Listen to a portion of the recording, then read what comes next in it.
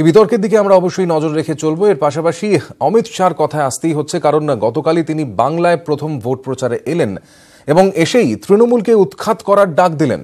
আলিপুরদুয়ারের সভায় বিজেপি সভাপতি ফের দাবি করেন লোকসভা ভোটে এ রাজ্যে 23টি আসন পাবে তার দল। বিজেপি সভাপতির আক্রমণ অবশ্য কটাক্ষের সুরেই ফিরিয়ে দিয়েছে রাজ্যের শাসক শিবির। আলিপুরদুয়ার থেকে বাংলার ভোট প্রচার শুরু করলেন অমিত শাহ। শুক্রবার আলিপুরদুয়ারে হেলিপ্যাড গ্রাউন্ডে বিজেপি প্রার্থী জন বাল্লার সমর্থনে জনসভা করেন তিনি। সেই সভাতেই রাজ্যে আসন্ন ভোটের ফলাফলের ভবিষ্যৎবাণী করলেন বিজেপির সর্বভারতীয় সভাপতি। তৃণমূলের তরফে যার পাল্টা দিলেন পার্থ চট্টোপাধ্যায়। मद्रास जाता हूँ, मुंबई जाता हूँ, दिल्ली जाता हूँ, गुजरात जाता हूँ, नॉर्थ ईस्ट जाता हूँ, मुझे सब लोग ये पूछते हैं कि बंगाल में क्या होने वाला है, और मैं धड़ल्ले से आप पर भरोसा कर कर कहता हूँ, बंगाल में इस बार 23 सीटें भारतीय जनता पार्टी जीतने जा रही है। যারা বলছে যে আমরা এত আসন পাবো, তাদের সেই আসনে নিজেদের দলের লোক খুঁজে পাচ্ছে না। জাল নিয়ে নেমেছে যে দুটো চারটে পচা মাছ উঠবে, সেগুলোকে দাঁড় করিয়ে বলবে জ্যান্ত করছি। রাজনৈতিক পর্যবেক্ষকদের মতে বাংলায় মেরুকরণের রাজনীতিতেই জোর দিচ্ছে বিজেপি। সেই আশঙ্কা সত্যি করে এরাজ্যেও এনআরসি কার্যকর হবে বলে দাবি করলেন বিজেপি সভাপতি, যা শুনে তৃণমূলের অভিযোগ ভোটের নামে দেশ ভাগের চেষ্টা করছে গেরুয়া শিবির। नरेंद्र मोदी की सरकार फिर से आने वाली है, बंगाल के अंदर हम एनआरसी लेकर आएंगे और एक एक घुसपैठियों को चुन चुन कर निकालने का काम ये भारतीय जनता पार्टी की सरकार करेगी। এই ধরনের কথাবার্তা তো এক জায়গায় গিয়ে বলছে যে এনআরসি করব না, আর এই জায়গায় গিয়ে বলছে এনআরসি করব। আগে ঠিক করুক ওরা কি করবে, আর ক্ষমতায় তো ওরা আসছে না, এত প্রশ্ন কিসের? আলিপুরদুয়ারের সভা থেকে রাহুল গান্ধীকেও কটাক্ষ করতে ছাড়েননি অমিত শাহ। अभी अभी घूम रहे हैं और जोर जोर से बोलते हैं, मोदी जी बताइए आपने 5 साल में क्या किया।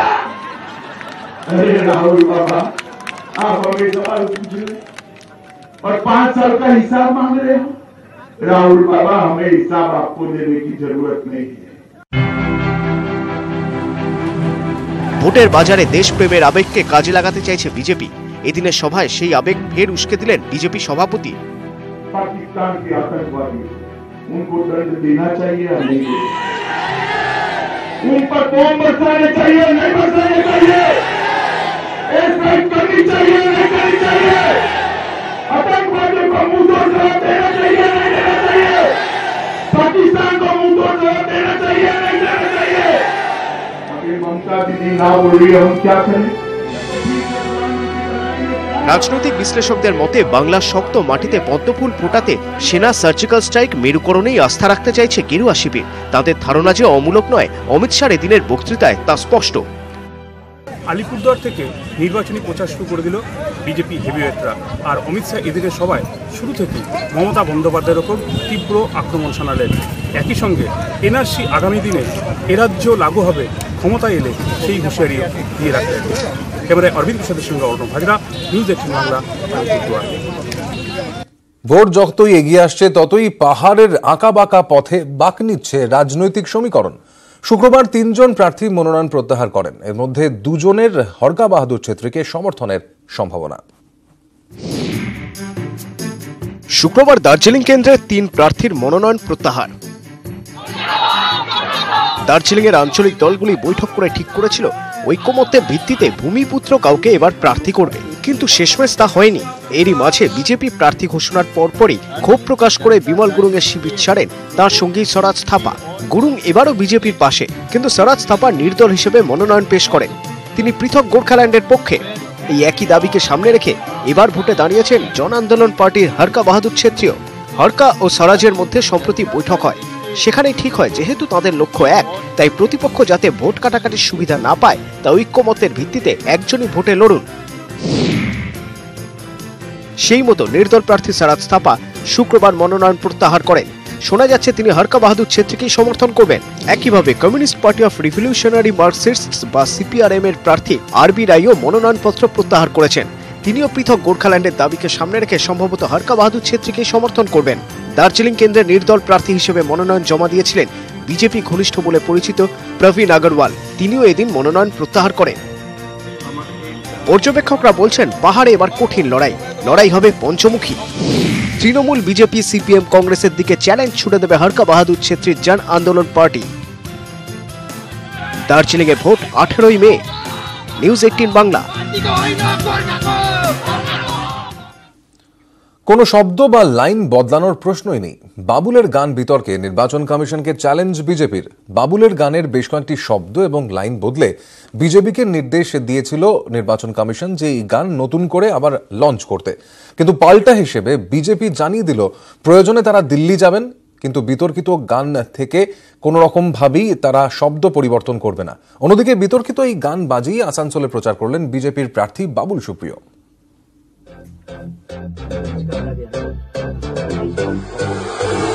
একটা থিম সং তা নিয়ে এবার বিজেপির সঙ্গে লেগে গেল নির্বাচন কমিশনের। গায়ক সাংসদ বাবুল সুপ্রিয়র বিতর্কিত গানের কোনো কথা পরিবর্তন করা হবে না। বুধবার নির্বাচন কমিশনে গিয়ে কথা জানিয়ে এলেন রাজ্য বিজেপি নেতারা। তাদের দাবি, বাবুলের গানে এমন কোনো শব্দ নেই যা কোনো ব্যক্তির স্বার্থকে আঘাত করে। বৃহস্পতিবার বাবুলের গানের বেশ কয়েকটি শব্দ বদলের নির্দেশ দিয়েছিল কমিশন। এদিন বিজেপির অভিযোগ নির্বাচন কমিশন পক্ষপাতিত্ব করছে। গান মুক্তির জন্য দরকারে তারা দিল্লি যাবেন নতুন করে আবেদনের জন্য। কিসের ভিত্তিতে, কিসের অনুমানিক ভিত্তিতে? এরা অনুমানের ওপর। আপনাকে বললাম দিদি খুব রেগে গেছে, আর আপনি ধরে নিলেন তার মানে হচ্ছে মমতা দিদি খুব রেগে গেছে। এটা তো অনুমান করলেন আপনি। এখন সম্পূর্ণ বিষয়টিকে রাজ্য সিইও দপ্তর পাঠিয়ে দিল জাতীয় নির্বাচন কমিশনের কাছে। এখন পুরো বিষয়টাই দেখবে জাতীয় নির্বাচন কমিশন। বিজেপি যখন কমিশনের বিরুদ্ধে সরাসরি যুদ্ধে, তখন বিতর্কিত গানেই আসানসোলে প্রচার বাবুলের। তার দাবি, এই গানে কোনো বিধিভঙ্গ নেই। স্লোগানটাতে আমি একটা গান দিয়েছি যে আমাদের ছেলেরা রোদ্দুরে হাঁটতে যখন একটু টায়ার্ড হয়ে যায় তারা একটু গানটা শুনবে। আমি গায়ক হিসেবে মানুষ ভালোবাসে, তো স্লোগানটায় যদি আপত্তি না থাকে তাহলে সুরটাতে ওদের আপত্তি নাকি বলবে ওরা সুরটাও অ্যাপ্রুভ করাতে হবে।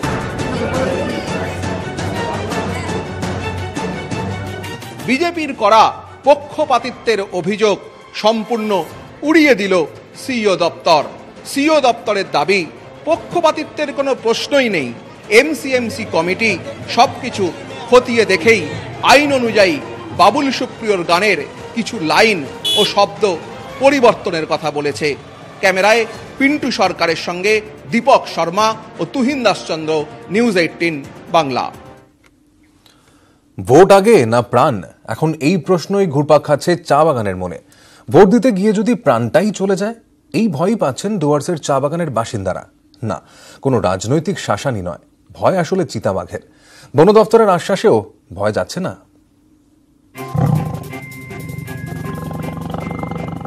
ভোটের ভয়ে দিনে দুপুরে সন্ধে ঘনাচ্ছে চা বাগানে। ভোটের ভয় বলতে কোনো রাজনৈতিক দলের চোখ রাঙানি?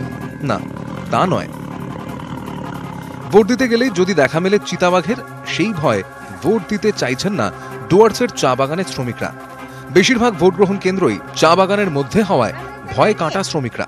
तो थोड़ा दिक्कत होगा सर, नहीं तो वोट का आगे चीता पकड़ने से बहुत अच्छा है, नहीं तो पूरा दिक्कत नहीं होगा सर। क्यों? चीता रास्ता में निकल जाता है। वोट देने के लिए तो आप देखना पड़ेगा क्या होगा। अगर कुछ नहीं करेगा तो जाने पाएंगे, या कुछ करेगा तो फिर नहीं जाएंगे। ডুয়ার্সের বিশেষ করে মোগলকাটা, লক্ষ্মীপাড়া, ডায়না এই সমস্ত চা বাগানগুলিতে কিন্তু চিতার আনাগোনা লক্ষ্য করা যায়। চা শ্রমিকরা রীতিমতো আতঙ্কিত। ভোটের দিন ভোট দিতে তারা যাবেন কিনা সেটা নিয়েও কিন্তু সংশয় রয়েছে। কয়েকদিন আগেই মাদারিহাটের চা বাগানে চিতাবাঘের হামলায় মারা গিয়েছেন 3 জন। বন দপ্তরের পাতা খাঁচায় কয়েকটি চিতাবাঘ ধরাও পড়ে। সমস্যা নিয়ে চিন্তিত প্রার্থীরাও। কাকে ভোট দেবেন সেটা পরের কথা, মানুষের ভোটটাকে তো সুনিশ্চিত করতে হবে। আমরা চেষ্টা করছি যে নির্বাচন কমিশনারকে এই বিষয়ে অবগত করা। ভোটারদের বুথমুখী করতে নিরাপত্তা নিয়ে আশ্বস্ত করেছে বন দপ্তর। যেখানটায় চা বাগানের ভেতর দিয়ে 120 মহল্লা থেকে 120 মহল্লায় যাতায়াত করবে, সেখানে যাতে বোম ফাটিয়ে যায়, এবং বন দপ্তরও সেখানটা সহযোগিতা করবে। ভোটের জন্য আমরা যেটা ঠিক করেছি সেটা হচ্ছে ভোটের দিনগুলোতে বুথের চারপাশে টহলদারি চলবে এবং সচেতনমূলক প্রচার আমরা চালাবো, যাতে কোনোভাবে সাধারণ মানুষ ক্ষতিগ্রস্ত না হয় বন্যপ্রাণীর দ্বারা। বাঘ তো আর ভোটাভুটি বোঝে না, ভোটও কি আর বাঘের ভয় থেমে থাকবে? 18ই এপ্রিল জলপাইগুড়িতে ভোট। ওই দিন বাঘের ভয় নাকি গণতন্ত্রের জয়, কে জিতবে তা তো সময় বলবে। জলপাইগুড়ি থেকে রনি চৌধুরী, নিউজ 18 বাংলা। জেলার ভোট কর্মীদের হয়রানি রুখতে উদ্যোগ উত্তর দিনাজপুর জেলা প্রশাসনের। বিভিন্ন এলাকার ভোট কর্মীদের রঙের মাধ্যমে আলাদা করে চিহ্নিত করতে চালু হবে কালার কোড। টুপি থেকে শুরু করে ভোট সংক্রান্ত নথিপত্র সবেতেই থাকবে রঙের ছোঁয়া।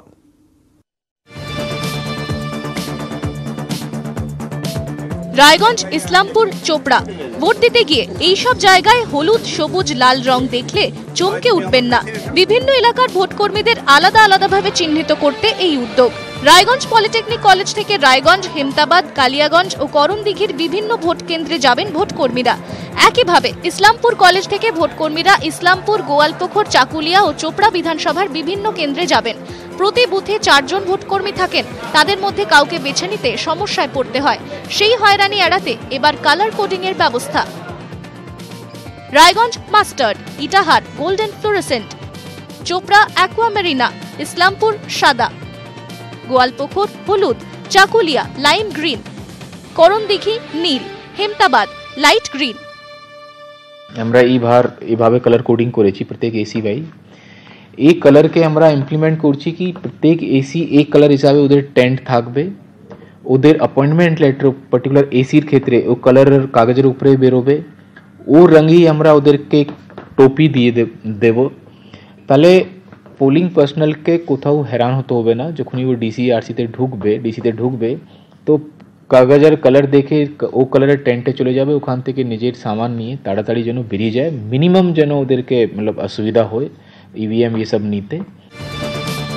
ভোটে নানা রঙের লড়াই, নানা প্রতীকের লড়াই, কিন্তু উত্তর দিনাজপুরের বিভিন্ন ভোট কেন্দ্রে এবার সব রং মিশে একাকার। ক্যামেরায় মুক্তা সরকারের সঙ্গে উত্তম পালের রিপোর্ট, নিউজ 18 বাংলা।